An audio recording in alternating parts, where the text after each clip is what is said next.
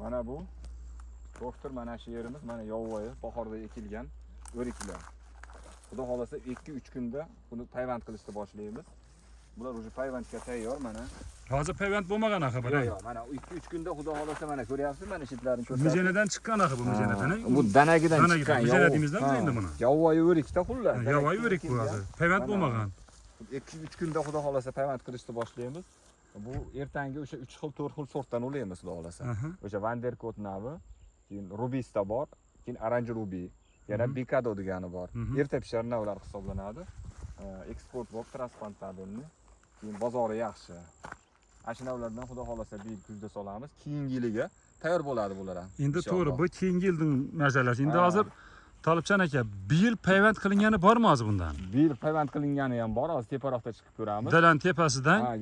Yaxshi, hozir Dalan tepasiga borishdan oldin hozir shu yerda endi bu yerdagi boshqa ko'rinib turgan bu ko'chat buni beradi. Shaftoli. Shuni bo'yicha aytib o'tsangiz. Bu shaftoli ko'chatlarimiz уже tayyor. Yoniga borib kuzga xudo xolasa bular ham tayyor bo'ladi.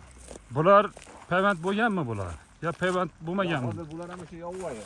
Yovvoyi ha. Bularni ham kuzga ulash uchun hozir tayyorda. Bular shuni tayyor. Bularni hammasini payvand qilamiz. Bu shaftollarimiz ham o'sha eng oxirgi yangi sortlarimiz bor, eksport bor.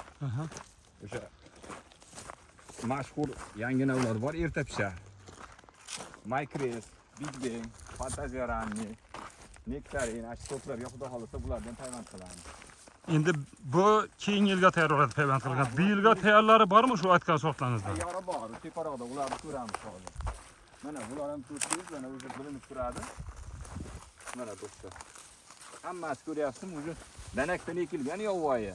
Bir yil ekilgan bular. Mana shu yeriga mana o'zi payvand uchun mana.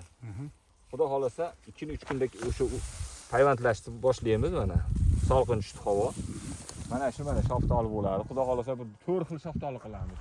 Qatorlar denlab qilib o'sha Micres shaftolisi mayda 20 larda tayyor pishadi. Keyin Fantasia Ranni bor. Hozir Micres deganingiz bu nimasi ko'rinish qanaqa bo'ladi? Ko'rinishi bu tukli bo'ladi.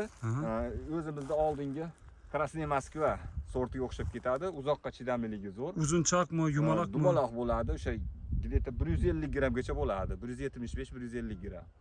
Keyin erta pishadigan, qaysi sada pishadi? 20-mayga pishadi. Keyin Micres dan keyingi yana bitta sortimiz bor. U silliq bo'ladi, tuksiz.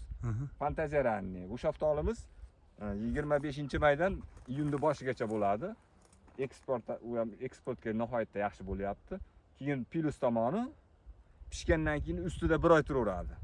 Yumshab ketmaydi. O'zimizning sortlarga o'xshab pishsa bozorga uzish kerak. Ertaga uzmasangiz to'kilib ketib qoladigan emas. Ichidan chirib ketadigan. Yo'q, unaqa emas. Qattiq turaveradi. Rangi qanaqa? Rang kirgandan keyin 1 oy turadi, indamay ustida. Qanaqa rangi? Rangi qizil bo'ladi, ichi sariq. Nektarin ertangi hisoblanadi.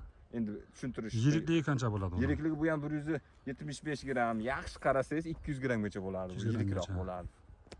Keyin bu tomonlariga masalan yarmiga undan qilsak, o'sha tomoniga o'sha o'zimizning Nektarin 1, keyin super lola navlaridan ham payvand qilamiz. Xudo xolasa mana shunga qarab zakaz qilishsa, qilib beraveramiz. Ko'chatlarni sortiga. Endi u yoqqa borib payvand bo'lganlarni ko'rsak. Endi o tepaga chiqsak, tepada payvand bo'lganlari bor. Ular ko'ramiz.